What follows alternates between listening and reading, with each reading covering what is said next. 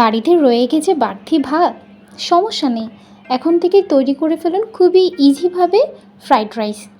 বরাবরের মতো এই চেষ্টা করেছি খুবই ইজিভাবে রেসিপিগুলো দেওয়ার। আই হোপ আপনাদের ভালো লাগবে। বাই দ্য ওয়ে, আসসালামু আলাইকুম, ওয়েলকাম টু মাই চ্যানেল। আমি এখানে আজকে এগ ফ্রাইড রাইস তৈরি করব। এটি তৈরি করার জন্য আমি এখানে 3 থেকে 4 টেবিল স্পুন তেল নিয়ে নিয়েছি, সাথে নিয়ে নিয়েছি 2টো ডিম। এখন এগুলোকে ভালোভাবে ফেটে নিয়ে তেলের মধ্যে ভেজে নিব ডিমগুলোকে। এর মধ্যে সাথে দিয়ে দিচ্ছি আমি পরিমাণ মতো লবণ, হাফ টিস্পুন, আর সাথে দিয়ে দিচ্ছি ব্ল্যাক পেপার, হাফ টিস্পুন। এরপর এটিকে আমি ভালোভাবে নেড়ে ছেড়ে ভেজে নিব। দেখতেই পাচ্ছেন, আমি যেহেতু খুবই সিম্পল আর ইজি ওয়েতে আজকে ফ্রাইড রাইসটি তৈরি করছি, তাই আমি আজকে এটি ডিম দিয়ে তৈরি করছি। আপনারা চাইলে এটি চিকেন দিয়েও করতে পারবেন, আপনাদের পছন্দ মতো। তবে আমি সিম্পলভাবেই করে ফেলছি, জাস্ট আজকে এগ ফ্রাইড রাইসটাই তৈরি করছি ভারতি ভাত দিয়ে।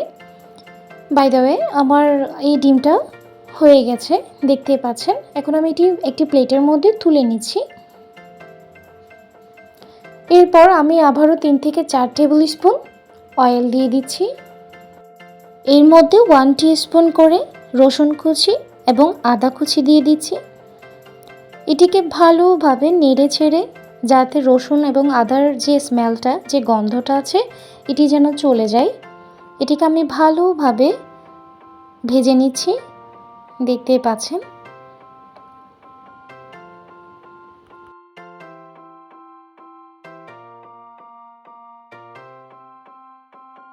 ভালোভাবে ভেজে নেওয়ার পর আমি এখানে অ্যাড করব ভেজিটেবলস। আপনারা আপনাদের পছন্দ মতো নিতে পারবেন। আমি এখানে আজকে ক্যাপসিকাম, গাজর এবং সাথে নিয়ে নিয়েছি লাউ আর কাঁচামরিচ। আপনারা আপনাদের পছন্দ মতো এই সবজিগুলো নিতে পারবেন।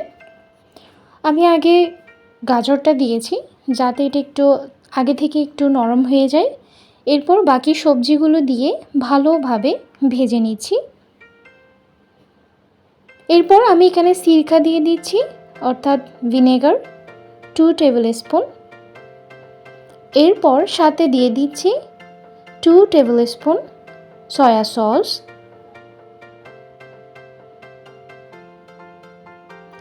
এরপর আমি এখানে অ্যাড করব 2 টেবিল স্পুনের মতো টমেটো সস। ব্যাস, এই ইনগ্রিডিয়েন্টসগুলোই প্রয়োজন, আর কিছুই লাগবে না এখানে। দেখলেন তো কতটা সিম্পল।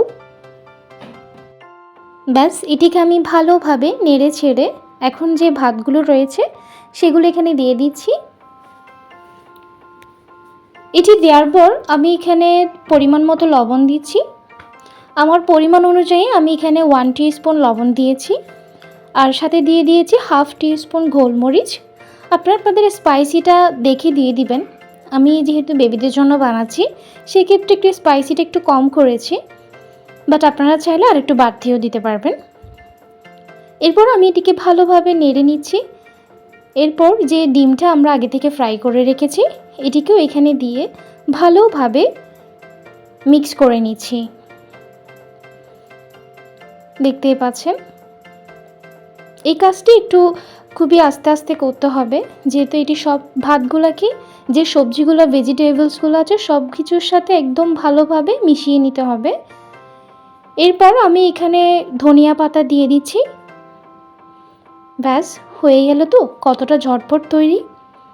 আই হোপ আপনাদের আজকের এই রেসিপিটি ভালো লেগেছে। অবশ্যই ভালো লাগলে লাইক, সাবস্ক্রাইব এবং শেয়ার করতে ভুলবেন না। আজকে এই পর্যন্ত। আল্লাহ হাফেজ। দেখা হবে অন্য কোনো রেসিপি নিয়ে।